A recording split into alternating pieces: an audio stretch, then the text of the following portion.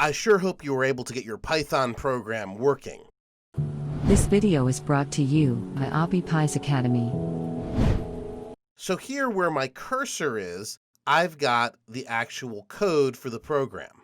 So this code first off takes an input for the user's age. That's where the user gets to type their age into the program, and it's stored in a variable called age.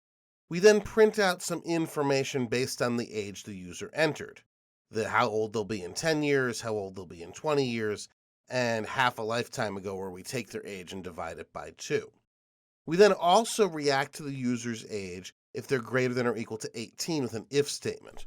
All this code is going to be explained to you later on in the course, so stay tuned if you don't totally understand it, but it is meant to read kind of like the English language.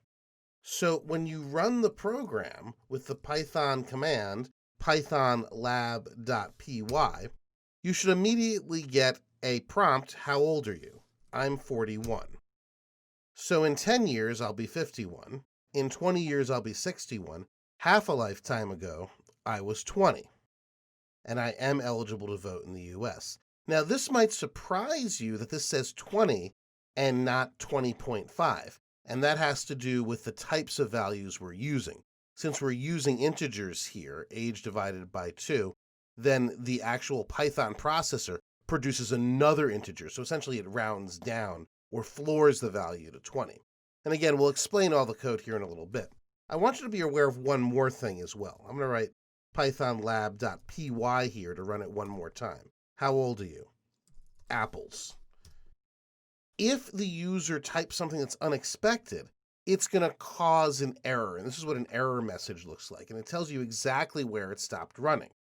So here in age input, how old are you? It got a string value, apples, that it wasn't expecting. So it doesn't know how to deal with apples here, especially to add 10 or 20 or divide apples by 2. So we get an error here and the program exits, and that's exactly what the program looks like. Now, in production code that actual people are going to see and use, we'd want to account for errors like that, but it's not necessary to here as we're learning. So there you see the program from the lab successfully run. I hope you had success with this too and are looking forward to continue learning Python programming.